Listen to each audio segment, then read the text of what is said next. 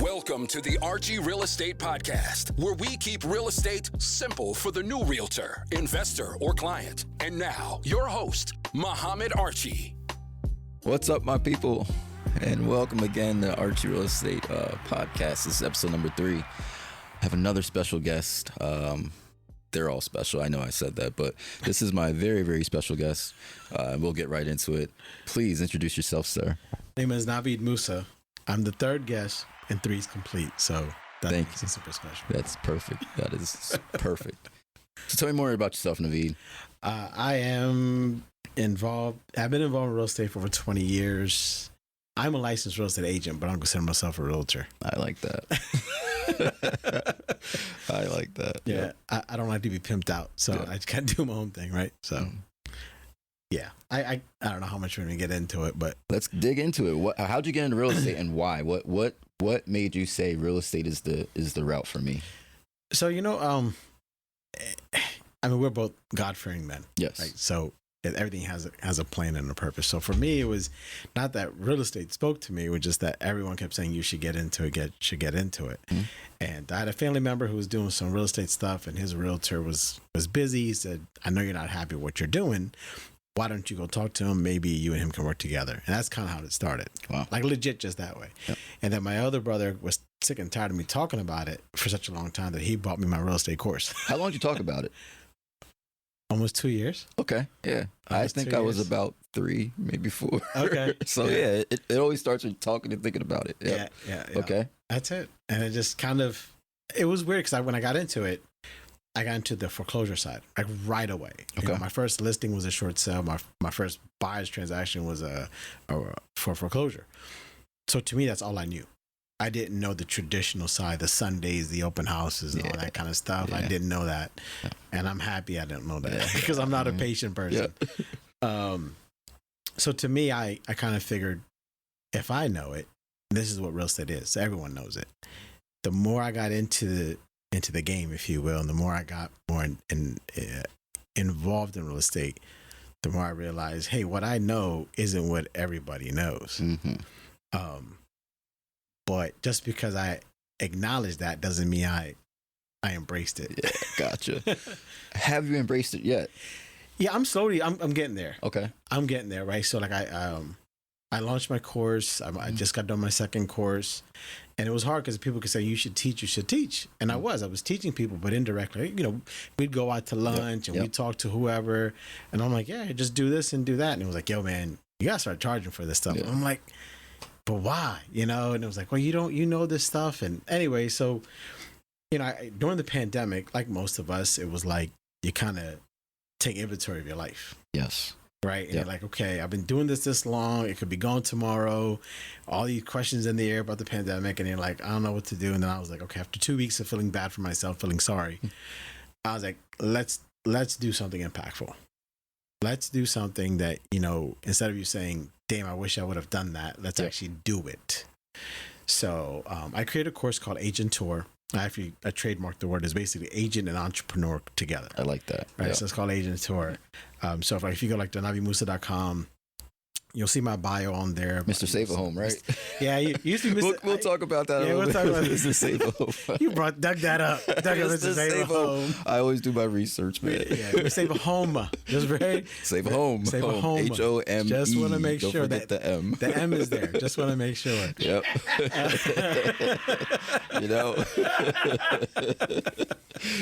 Just want to make that very clear. Yeah. So I created the course, and it was like, you know what? Let me start telling people how you don't just have to be an agent, right? So the weirdest thing is, I don't know if you agree or not, but we're kind of sold this lie that we're independent contractors. Mm-hmm. Okay, so by definition, if you're a 1099 or whatever, okay, so I get that. Mm-hmm. But how independent are we when we're relying on someone to sell a house and come to us? How independent are we if we're relying on a buyer to come to us saying, hey, I need to buy a house? Mm-hmm. Or we have to keep soliciting and farming and all that kind of stuff. Mm-hmm. We're not that independent then. Yep. We're still working for somebody else. Yes. And so to me, when that hit, I was like, yeah, I have to create my own inventory. I love you say it because a few things. I literally was thinking to myself the other day, and I was like, I don't need the business as far as buyers and sellers. I want that business. Yes. It's a big difference because what floats me is my investments, is the flips and those things. That's what really floats me. Yeah. And we have a motto. It's called create the market. And that's really what we love to do. We love to find these properties, and we know what the market is because we do have our license. We see what's out there. We know what the buyers want. It's like, let's find what they want and let's create the market. Let's create that market. Yep. That's a great concept. That is an amazing concept. Yep. But so same thing, different verbiage. Yep. Right? It was like, let's create our own inventory because I don't want to keep relying on people. Like you said, that business is good. Don't get me wrong. It's nice to get a couple checks here and there for that, but that wasn't. To me, the inventory, the investment side is really where it is.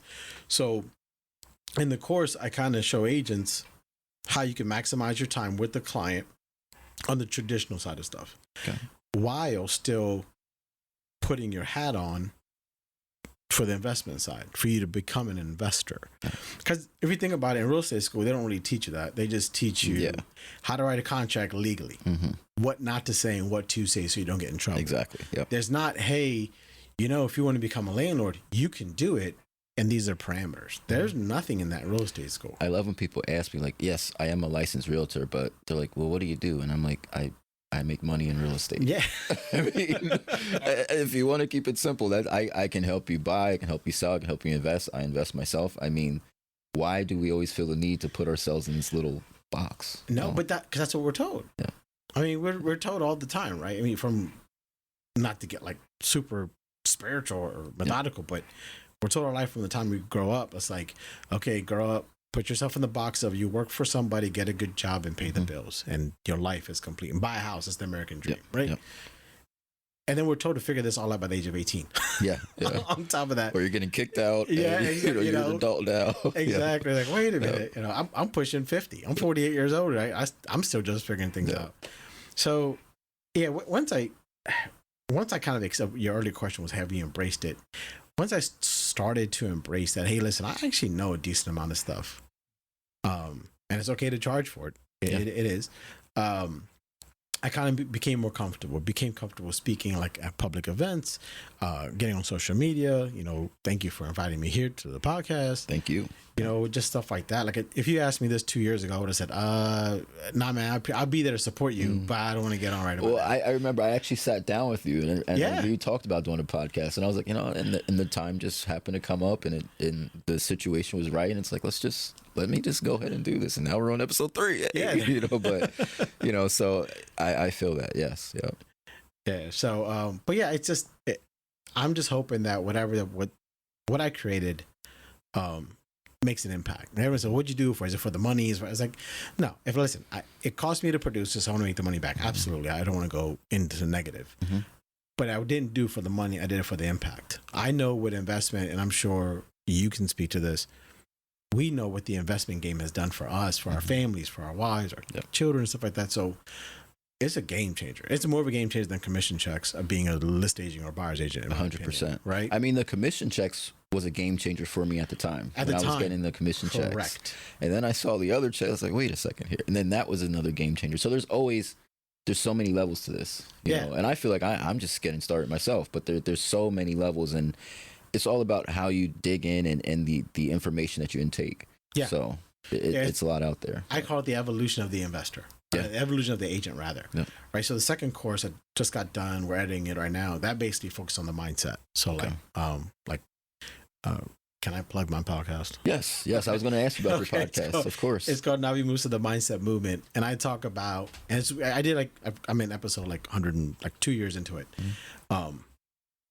It went from being for real estate agents only to now to entrepreneurs. Nice. In general. And the reason why I say that is it's the evolution of the agent. First, we're like, hey, let's get into it. We get the commission checks, and that's good. Then it's, well, let's build a team so I can have team members on my team to make me a couple bucks, ancillary dollars. Then after that, then it's, okay, well, let's create our market, create the inventory. Then you do that. Then it's that, well, if you come to me looking for, hey, can you represent me as a buyer or seller? I'm like, I'm not going to. I have a team member who's going to do that for me. Right. And then it's like you have like a team leader. They run your day-to-day on that side of the business while I run the day-to-day on the investment side only. Nice. Right. So even like I don't list my own properties that I'm flipping. And if I get somebody, I just say, listen, you just deal with them. How long did it take you to get to that point? Because I still actually list my own properties. I'm not to the point where I'm like, here, you could take it and take it. Yeah, I'm like, no, I want that. So I can't put a dollar figure or a transaction count to it. I can just put a mental state on it. And so for me, I've got 2 kids, and my goal, the goal has always been to be there for them, to not miss a step. Literally, they take a step, kick a soccer ball, throw a football, throw something, or do whatever, play at school. I want to be there for all those moments. So once that was my goal, I was like, okay, how do I accomplish that goal? It's like reverse engineering. Here's the goal. Now, how do I get there step by step?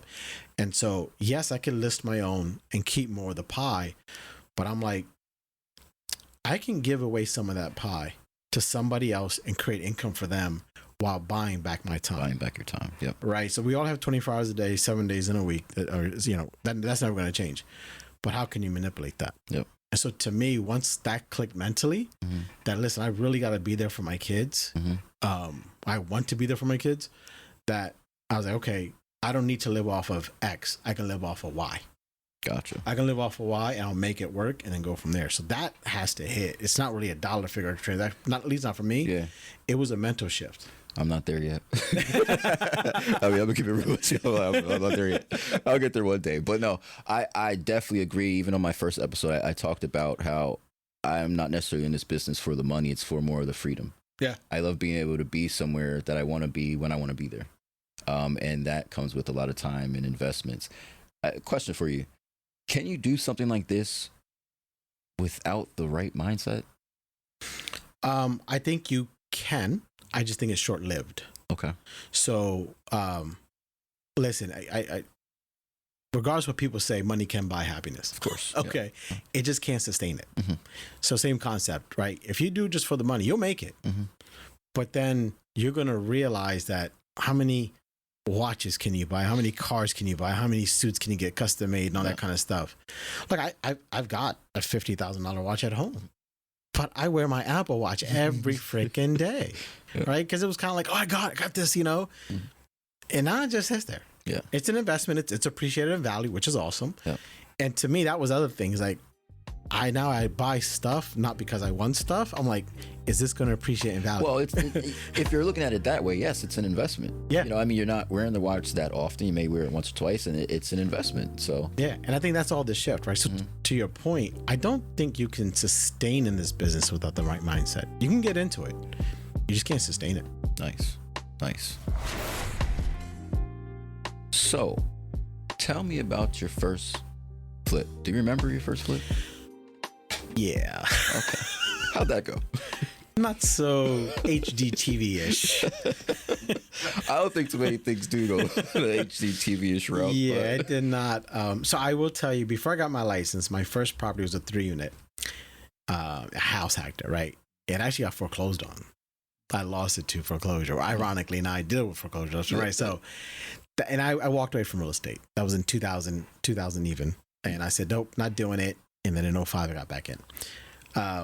So that was my first as a landlord bird strategy homes. That didn't work out. Got back into real estate after that. And then I did my first flip. I lost, I want to say a little bit more than $4,000 I lost in that deal. Okay. It looked good on paper. Looked great. All the numbers are fine, but I didn't account for a lot of oops. Yeah. A lot of oops. Most of on the first flips you usually don't. Yeah, right. So it wasn't, but you know what? It didn't discourage me. It got me upset, but didn't discourage me. Mm-hmm. It was like, okay, what did you do? At first I was mad. I'm not gonna lie. First I was mad because I was like, I wanted to blame everybody but myself. Mm-hmm. Right? It's not my fault. I'm an agent. I know everything. I should do blah, blah, blah. So once I humbled myself and said, okay, what did you do wrong? That was like another shift in mindset because I owned up, took accountability. I said, next one, I'm not going to make the same mistake. Did the next flip. I still didn't make enough money. I still screwed it up. Something else came up on that one. So it took me like 5 times. Okay. Before I actually make money on the first flip. Yeah. So it was a lot of credit card debt. What kind of issues did you run into on the first flip though? Like, so I had contractor issues, like most of us do, right? Yes. Contractor issues. I went with the cheapest bid, which is the worst mistake. That's more change orders. Mm-hmm. Second flip was electronic issues like electricity, like the wiring and those hit a knob and tube. Oh man. Then we had asbestos issues on another one, hidden asbestos pipes that were exposed during the stuff. And when the inspector came through, he saw it. He was like, "Hey," so that was that. I'm trying to think. So nightmare after nightmare. Yeah, it was. Nightmare. Yeah, I keep going and going, but yeah, it was just one nightmare after another. So, how did you keep going? A lot of credit card debt. Okay. Financially, a lot of credit card debt. Mentally, it was that I learned something every single time. You got better every single time. Every single time. So I did lose money, don't get me wrong, but it was like less loss. And I was learning a lot more. So to me, I'm like, so I'm paying for education. Yeah. You know, like they tell us, is every no is closer to a yes. Same concept. Yep. Every flip that you don't make money, you're close to making money. Yep. Yeah. Nice. So as a new investor getting into flipping, even buying and holding's a little different than flipping. Would you say buying and holding is tougher to get into than flipping, or you think it's equally, or what do you? I'm going to say I would think buying holding is a little bit easier to do than flipping, personally speaking. That's because you have an asset that you're going to hold on to for long term. Yep. So when you want to get funding for it, it's a little bit more palatable to the banks that are going to be giving you a loan against it. Yep. Right? Because it's an asset that performs. It's got money coming in. Where a flip, you're selling the potential. And that's a hard sell when you have no experience. So unless you JV, unless you joint venture with somebody, selling potential is a very, very hard sell. Where you're selling numbers with the landlord on the rental side. Yep. That's it. So it's a little more, it's easier to deal with, I think. Gotcha. So coming in new, what would be one key point of advice that you would give a new investor? Would it be just to do it, to learn as much as you can? What would you give them? A little bit of both what you just said. Just start it some way, somehow. If that means you just go to a local networking event just to get out there, that's fine. Excuse me. A lot of people don't even do that. They just talk about it and go on social media about it. That's not enough. Get into an actual networking event in your area. That's my first bit of advice. Just start doing that.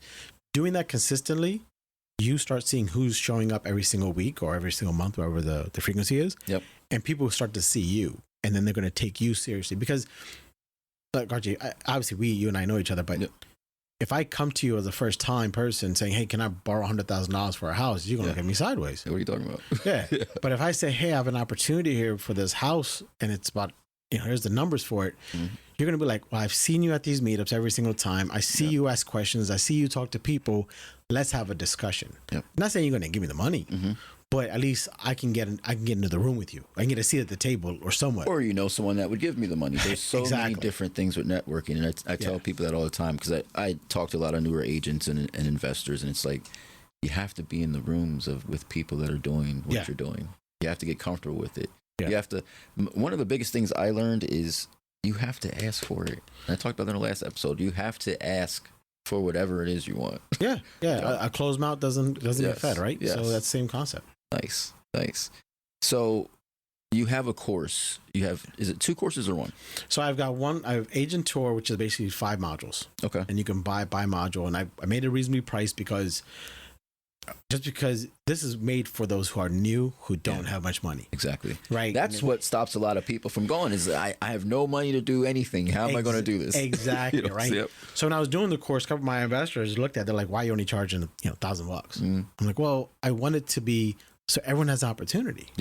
Why keep it 10 grand only because that's it? No one. I don't know many people who start real estate have 10 grand laying around to use on a course. Exactly. So, right. So stuff like keeping it cheap was good. Now obviously there's other stuff, but the course is made up and it's at 5 modules. Every module is put into an order. So it walks you from step A to step Z essentially. Okay. And it tells you how you can balance out being an agent still and learning the investment side and kind of managing both sides. I don't believe in work-life balance. I call it work-life harmony. That's key. Yes. Because balance is out the door. When you're hustling, you're working all the time. There's no such thing. There is no balance. It's just a part of your life. Your phone rings, you answer it. You get a text, it's just a part of your life, unless you don't want to. Exactly. If you don't want to, that's part of your life. Story. Right. So I spoke at a high school yesterday, and I said, when I say balance, what do you guys think? This, right? This is what we think of when we say harmony. You think of this. Yep. Your arms are open. It's a hug and stuff like that. You make everything work together. Yes. So when you think of balance, it's this unnecessary stress we put on ourselves. Like, well, I spend 2 hours over here. I got to spend 2 hours over here. That doesn't happen. Yeah. Yeah. And the sooner you accept that, the sooner you can embrace the harmony. Yeah. Yeah. Yeah. So that course is for agents that want to get into investing. What's the current course that you're on right now? The one I'm editing right now, I just got finished up. It's called the Mindset Investor. Okay. And that basically, we actually have two 16-year-old students. 16 years old. Yeah, 10th graders in that class, in that course. And that was made to, I'm getting a lot of inquiries from the high schoolers and college kids.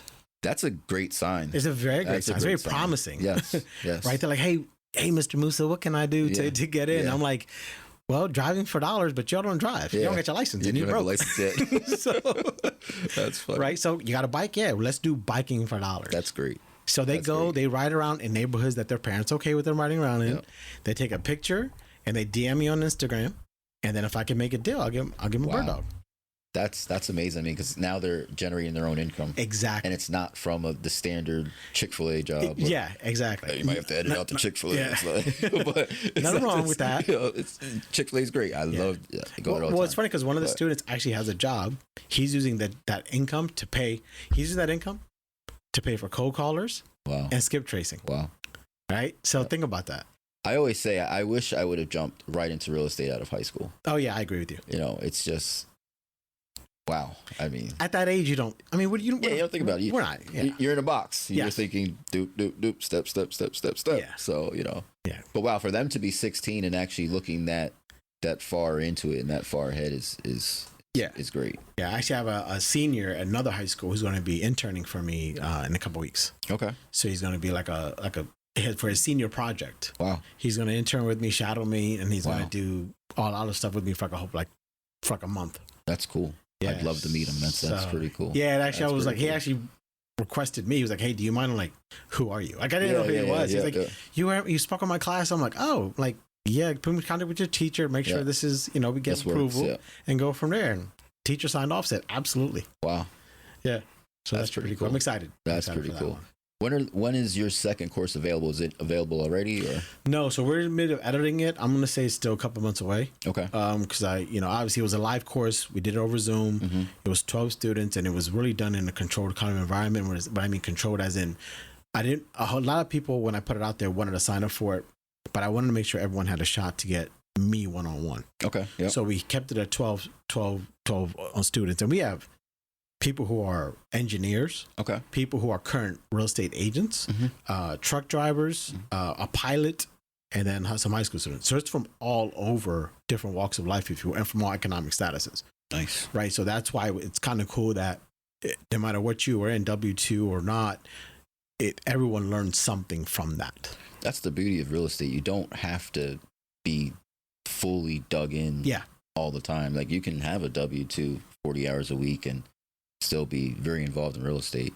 I know private money lenders that are like this. Oh my God, these guys are just sitting behind a check collecting checks and sitting behind desks collecting checks from everywhere. And that's it. Exactly. So, hey, that's the way to do it. Let's go back to Mr. Save a Home. right. Home. Look at the time. I think I'll wrap this up. HOME, Mr. Save a Home. How'd that come about? Okay, listen. I just disclaimer. Yeah, disclaimer. All right. The disclaimer. It was at the time our marketing person and I were just goofing off, and I just was telling. All right, listen.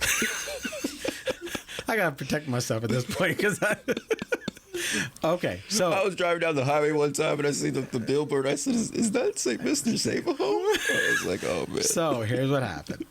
I was telling this story how when I was going to all these foreclosures, I was talking to, unfortunately, the lady of the house, and the husband would just basically bounce and leave, and had to either deal with the lady, with the woman of the house, if you will, excuse me, with the foreclosure process. I'm like, look, here's what we have to do. Here's what we have to go through. And so as I'm telling this to my marketing person, she goes, "Oh, you Mr. Save a Home." I'm like, "What did you say?" And so she was like, "What's the Save a Home?" And I was like, "Oh," I'm like, "I thought you said something else." And she was like, no, because you're going into helping these people out and saving their homes from foreclosure and stuff like that. And you're talking to females and you're a guy. And I'm like, can we not go down that road? Can we just leave it here? That's funny. And so, but that's how funny. Mr. Save a Home was born. So you're actually talking to these people that are on the brink of foreclosure, or are they already in foreclosure? They're already in foreclosure. They got the notice. So every state's different. Mm-hmm. Once you miss so many payments back to back, the lender will send a letter to you for the foreclosure process. Yep. Right. So you get the letter, and then that letter gets recorded at the county courthouse record. Okay. Now, here's what happens. You can catch up on all those payments. That stops it. Okay, that's fine. But down the road, 5-10 years down the road, if it happens again where you miss 2 or 3 payments back to back, they don't have to serve you that document again. That step, which is the longest step, kind of gets skipped. Gotcha. Because they've already done it. They don't have to repeat it. So now they can just go to step 2 right away. So you are able to still get yourself out of foreclosure. It's just that a bank can't take partial payments, they have to take a full payment. So some people will cash in on their 401k. Okay. They'll max out a credit card. They'll take a tax refund and say, okay, look, boom, here's one big payment to get caught up that way. So that resets the clock. And you kind of coach them through that a little bit. I educate them. I coach them. I get authorized to speak on their behalf. They have to sign a piece of paper. Wow. I called the bank up and saying, listen, do you have authorization, doctor? I need to sign for your records. And so I've been doing it for, like I said, well over 20 years. So I'm very versed in that. Nice. So rather than knocking on their door and coming and saying, hey, I'm taking your home. Correct. You're trying to find a way for them to actually save their home. Yeah, it really is to try to save their place so it doesn't go into foreclosure. It doesn't always work out. Yep. It is what it is. It doesn't always work out. But then I try to negotiate with the bank. Hey, can we get them some moving money? Yep. So the bank will pay them relocation funds to get an apartment at the time being, right? Because for them, I mean, it saves space, right? Number one. Number two, it's good publicity for them in general, good relationship management. Yep. And it's a lot cheaper. The average foreclosure, it does cost over $40,000 for a bank to perform foreclosure. Yeah. But people don't realize that the sheriff's deputies, the attorneys, the filing fees, all that stuff adds up, gets right? paid. Yes. Everybody gets paid twice. Yes. So if they do what's called cash for keys or relo, it's cheaper for them. Because then the person gets all the belongings out, they clean the home, they hand the keys, it's very civil. Yeah. And there's no holes in the wall. There's no holes in the wall. Nothing's getting, oops, sorry, I didn't mean to ding that, right? Yep. So it's a lot cheaper for them to do that. It really is. And faster. Nice. Yep.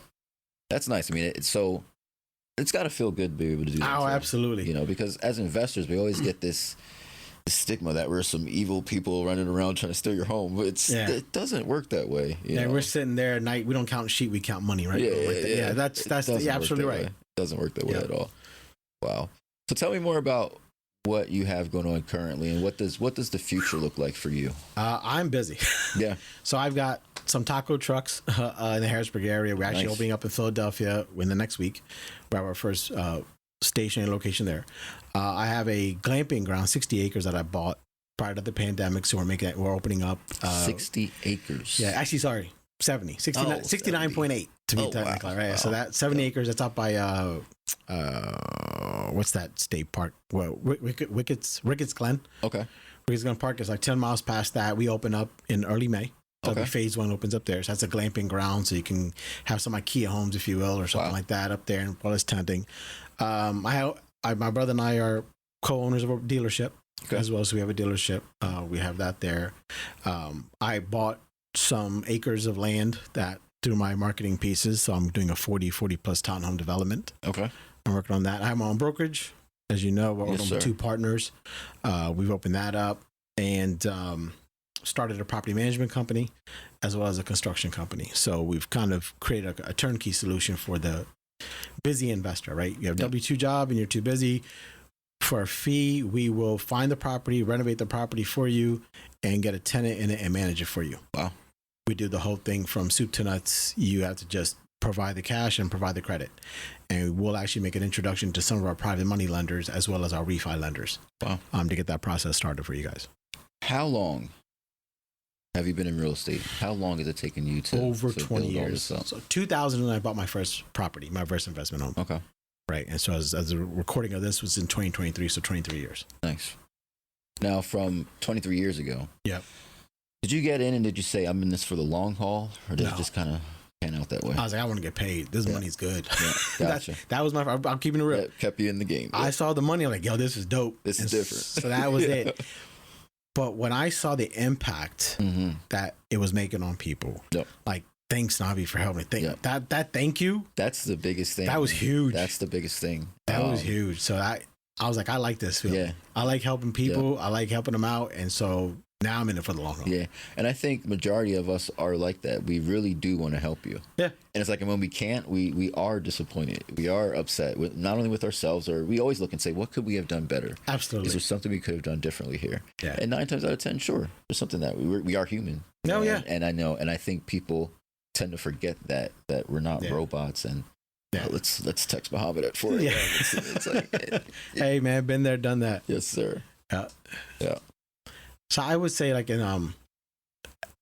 it's going to get hard here coming up. So just for the new agents, if you're listening to this for new ones, if you just gotten in the past 2 years, get ready for a normal market. Yeah, exactly. We were not in a normal market. We're going to get into one, and it's going to be a shock. It's going to be totally different than just things flying off the shelves and, Yeah, now you have to work. Exactly. Now you have to work at this point. Yeah. Gotta love that. All right, got a few more questions for you. All right. So, does this ever stop? Do you ever see yourself just saying, all right, I've got this, I got that, I got this income coming from, I'm not doing anything else new, I'm just going to ride off into the sunset? No. I thoroughly like what I do. Mm-hmm. I never say, oh goodness, it's Monday, or yay, it's Friday, end of the week. Every day Saturday. Yep. God bless. Every day Saturday. I look forward to it. I just love it. Yeah. So no, I don't see me stop. That's great, because I mean that feeling makes everything just so different. Literally, just I wake up in the morning with a smile. I'm like, Yeah. You know, it's different. You know, I love that. Yeah, no alarm. I'm just up at 5:30 in the morning. Yeah. No alarm at all. Just wake up. It's awesome. It's because you want to get up. Yeah, it's because you're ready to tackle the day. It's you're ready to see what the day brings. Yep. I like that. So I think we all should find that thing. Yeah. Yeah, that thing that makes you feel like that. That it's thing beautiful. that, you know. Once you find it, wherever it is, real estate or not, yeah. It's a beautiful, beautiful thing. Beautiful thing. Beautiful thing. How can you be reached? First off. Yeah. Are you easily accessible, or like, you know, like what is that like? Well, no, I'm not easily accessible. I'm not going to say as you shouldn't be. Yeah, I used to be. I used to try to beat everybody, and then I just I stressed myself out. So no, social media is the best way to get a hold of me. So you can go to @Navid Moosa on Instagram or TikTok. My website's www.navidmoosa.com. And you can always inquire me from there, send me a DM on social media. But that's the best way to get a hold of me, really. Nice. Perfect. And I'm very active on social media. I'm always doing polls because I want to get feedback from it, right? So I'm always asking questions. I just hired a social media manager last year, and I had an account with 30,000 plus followers, and we scrapped the whole account and started from scratch again. Nice. You know, but it was like, how did that feel? I'm sure that was traumatizing for like 2 minutes. It was. I hired a consultant, social media consultant, and he looked at everything and tore my page apart and was like, this page sucks. Wow. I was like, thanks. I put a lot of time and money into this page. But I was like, okay, I know what I don't know, and I don't know social media. Yep. So I was like, if this is what you're telling me and I'm paying you to be the expert, let me get my money's worth and listen to the expert. Yep. So we essentially blew it up. Got rid of it, start all over again and stuff like that as of October last year. And it's definitely, I'm learning a lot about me, about myself, getting more courage to speak about what I know without feeling, without humble bragging and without just being braggadocious in general about it. Just saying, hey, look, I actually know this stuff, guys, and I want to help you. Yeah. And leaving it at that. Nice. Yeah. So do my followers get a promo code for any of these websites? Or So here's what I will talk to my developer and we'll create like a promo code like Archie 25. Nice. Yeah, we'll give you 25% off. Nice. For the course and stuff like that. And I'll get that active. Nice. And I'll give it to you. You let me know when. Yeah, and then it'll become active, stuff like that. Look out for that one. Yeah, let me know. If you guys listen, like we've known each other for a long time. Yeah. Right. And so when you asked me, I was like, when? Yeah. When do I show up? I really appreciate that. I mean, a little bit of history. So Navid and I worked under Navid on his foreclosure accounts. As he said, he ran foreclosures and short sales for like ever. And we were at a brokerage, and it worked out really well. But I've learned so much under you. I'm glad that you're here. Thank you. And it's just, it's really humbling that you're even here that we can discuss these kind of things. Dude, I was honored. So, I'm honored. It's great that you're here. No, listen, it's three things I always say when I speak. Number one, I'm only here because of God put me here. Number two, anytime I have opportunity to pay it forward or pay it back, do it. Mm-hmm. And number three, I always thank the audience who's in front of me. So I appreciate you keeping in contact with me, thinking of me for doing this. Yeah.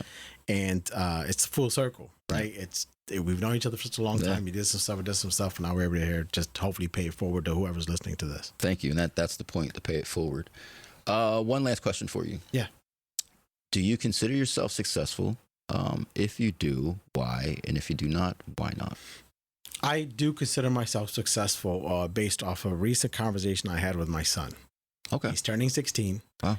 And he said, I said, what do you want to do for your 16th birthday?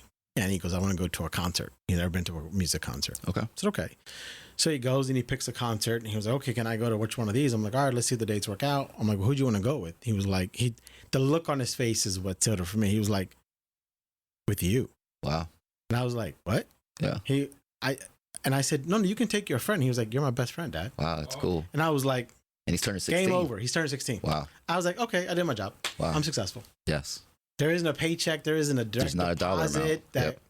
When you're 16, and they're paying the butt. Right now. I love my kid. I don't know that yet, so boy, I'm sure I'll get there. Let me tell you. Look, he's shaking his head. Yeah. Oh man. Let me tell you, as much as I love him, it's just as much I want to love to do something to him. Yes, right. Yes, so yes. when the look on his face was kind of like duh. What do you mean? I'm taking my best friend. I'm like, oh my gosh. I'm like, that's the sole reason why I feel I'm successful. That's amazing. I love that. Yeah. So that's it. That's it right there. Yeah, Thank you so much. I mean, that's my guest today, Navid Moosa. We're going to end on that note because, I mean, like we said, success means something different to everyone else. And you should go about finding your success. So we hopefully see you on episode 4 of the Archie Real Estate Podcast. I don't know if I'm going to have a guest or it's just going to be me. We'll find out. I don't know. We'll see how I feel that month. But hopefully we'll see you soon. And thanks again, Navid Moosa. Thanks for having me, Archie. Yes, sir. Thank you. Take care. You too. Thanks for watching or listening to the Archie Real Estate Podcast. You can find me on YouTube at the Archie Real Estate Podcast. You can find me on Facebook as well, Muhammad Archie.